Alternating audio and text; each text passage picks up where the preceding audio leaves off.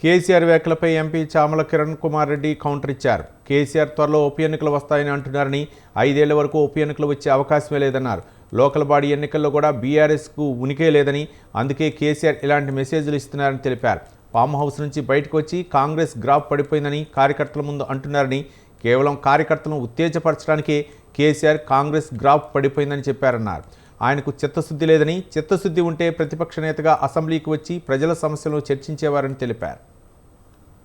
మొన్న ఏదో farm house వచ్చి మాట్లాడారు, ఈరోజు మళ్ళీ ఏదో పార్టీ ఆఫీస్కి వచ్చి మీ కార్యకర్తల సమావేశం పెట్టుకుని కాంగ్రెస్ పార్టీ గ్రాఫ్ పడిపోయింది, బీఆర్ఎస్ పార్టీ గురించి పార్లమెంట్ ఎన్నికల ముందు కొంతమంది బీఆర్ఎస్ నాయకులే చెడుగా మాట్లాడటం వల్ల బీఆర్ఎస్ పార్టీ అయిపోయిందని చెప్పడం వల్ల బీఆర్ఎస్ కి నష్టం జరిగిందని, ఇప్పుడు కాంగ్రెస్ పార్టీ గ్రాఫ్ పడిపోయింది, బై ఎన్నికలు వస్తాయి, మళ్ళీ మేము గెలుస్తామని చెప్పి మీరు మీ కార్యకర్తలను ఉత్తేజపరచడానికి ఏదో చెప్పినట్టుగా ఉంది తప్ప మీకు అసలు చిత్తశుద్ధే లేదు.